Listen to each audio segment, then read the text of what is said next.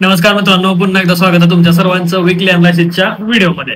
सोमवार बघा, इथं मार्केट चालू झालं. इथं बघा लोचा सपोर्ट आहे.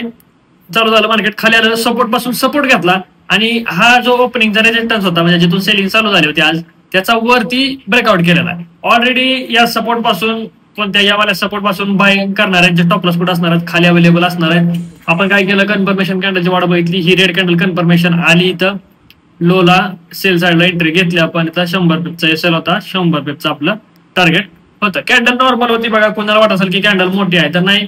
ज्या कॅन्डल बनायला चालू झाल्या आहेत त्याच्या रिस्पेक्ट मध्ये ती कॅन्डल कशी आहे हे बघणं खूप इम्पॉर्टंट असतं. त्याच्यानंतर मार्केट बघा खाली आलं. 500 पासून सपोर्ट घेतला, PSY पासून सपोर्ट घेतला.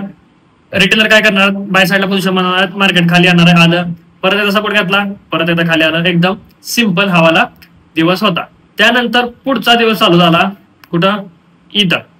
ही बघा रेड कॅन्डल. एक पहिला ट्रेड होता. मी ऍडव्हान्स पिप नुसार एक बाय साईड एंट्री घेतली होती. $400चा एसएल हिट झाला. चुकून 20 लॉट पडले होते तिथं. तो वाला एक एसएल गेला. त्यानंतर परत इथं वरती निघताना बाय साईडला एंट्री केली आणि इथं लोचा स्टॉप लॉस ठेवला आणि इथलं आपण टार्गेट बुक केलं होतं. ट्रेडचं रिझन काय, या सिंपल रिझन होतं बघा. ही क्लोजिंग प्राइस आहे. क्लोजिंग पासून रेड कॅन्डल बनलेली आहे. स्पिनिंग टॉप टाइप रेड आहे.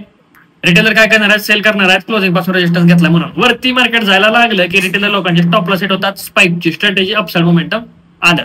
त्याच्यानंतर जर ह्याला कोणी डब्ल्यू म्हणून सेल केला असेल, कोणी ह्याला बघा, हा जर तुम्हाला डब्ल्यू वाटला असेल तर एक लक्षात ठेवा, नेकलाईन जी आहे ती इथं सायकोलॉजिकल नंबरला बनलेली आहे. त्याच्यामुळे सेल साईडला एंट्री बनण्यात काय सेन्स नव्हता, तरी पण स्टॉप लॉस हंटिंग इथं झालेली आपल्याला दिसते. त्यानंतर पुढे कोणतंही चांगली ऑपॉर्च्युनिटी भेटली नव्हती बघा. मार्केट इथं सपोर्ट आहे लोचा, इथं PSYचा रेजिस्टन्स आहे. जर कोणाला वाटलं असेल की PSY पासून रेजिस्टन्स घेतला म्हणून पीप मध्ये बाय केला असेल तर त्यांचा लॉस झालाय, कारण की खालून मार्केटनं क्लोजिंग पासून लो पासून सपोर्ट घेतलेला होता. त्यामुळे फिपची स्ट्रॅटेजी तर व्हॅलिड होत नाही बघा. दोन्हीकडे सपोर्ट आणि रेजिस्टन्स असेल तर फिप वापरायची नाही, गोष्ट लक्षात ठेवा. त्यानंतर अपसाइड मोमेंटम आलं, परत खाली आलं. पुढचा दिवस चालू झाला बघा. इथं मार्केट अपसाइड मोमेंटम केलं. कालच्या दिवसाचा हाय होता हा, त्याच्यावरती मार्केट सस्टेन होत होतं. खाली आलं, ब्रेकडाऊन केला. इथं PSY होता. 2 हॅमर कॅन्डल बनल्या बघा. 2 हॅमर कॅन्डल PSYच्या जवळ बनताय. तिथं अपसाइड मोमेंटम आलं म्हणजे रिटेलरने बाय केलेला आहे. याच्या खाली निघताना आपण सेल केला इथं स्पाइकच्या स्ट्रॅटेजीच्या नुसार. हॅमर कॅन्डल जर PSYच्या जवळ बनत असेल तर रिटेलर बाय करतात. हॅमरच्या खाली निघताना मार्केटमध्ये एक स्पाइकचं मोमेंटम बघायला भेटतं. स्पाइकच्या स्ट्रॅटेजीचा व्हिडिओ पाहिजे का तुम्हाला, कमेंट बॉक्समध्ये सांगा. भरपूर अशा कमेंट आल्या युट्यूब वरती, तर आपण तो व्हिडिओ पण बनवणार आहे. ठीक आहे.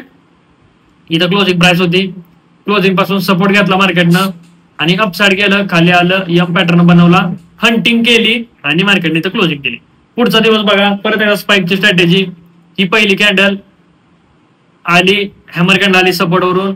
खाली निघताना आपण सेल साईडला एंट्री मारली होती. इथं एक स्टॉप लॉस हिट झाला, परत री एंट्री मारली आणि सेल साईडला मोमेंटम आपण कॅप्चर केलेलं होतं. हे बघा, हे वाला मोमेंटम आपण कॅप्चर केलं. मुवमेंट बघा चांगली, किती 170-80 पिपचे झाले. आपल्याला काही घेणं देत नाही. आपण आपल्या टप्प्यात आला, कार्यक्रम केला. मार्च 13 म्हणजे हा गुरुवारचा ट्रेड होता.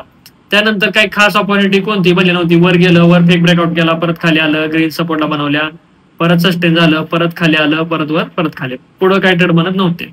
पुढच्या दिवशी आता बघा मार्केटमध्ये शॉर्ट कव्हरिंगचा ट्रेड काय होतो. इकडे ज्यावेळेस लोवर लो बनलेले असतात आणि अचानक मार्केट ज्यावेळेस त्या लोवर लोच्या इथल्या रिसेंट स्विंगला ओपन होतं त्यावेळेस मार्केटमध्ये अपसाइड मोमेंटम येतं. त्याला म्हणायचं शॉर्ट कव्हरिंग. म्हणजे ज्यांनी सेल केलं आहे त्यांचे स्टॉप लॉस हिट व्हायला चालू होतात आणि मार्केटमध्ये मोमेंटम येतं. मग आपण एक बाय डायरेक्शनला इथं पोझिशन बनवलेली होती.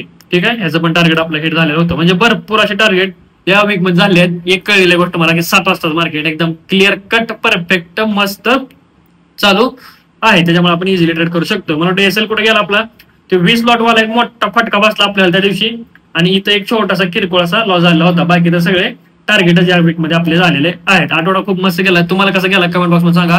एक्सएमचा 100% डिपॉझिट बोनस जो आहे तो थोडे दिवस राहिले आहेत बघा, त्यानंतर बंद होऊन जाईल. परत मग मला वाटतं 1-1.5-2 महिना तरी बोनस 2 महिन्यात येणार ना बघा. कमीत कमी ज्यांना डिपॉझिट करून ठेवायचं त्यांनी डिपॉझिट करून ठेवा. शिकायचं आहे अगोदर, लर्निंग करायचं आहे, समजून घ्यायचं आहे मार्केट, मग जाऊन ट्रेडिंग चालू करायची आहे. ओके. व्हिडिओ कसा वाटला कमेंट बॉक्समध्ये सांगा. भेटूया नेक्स्ट व्हिडिओमध्ये.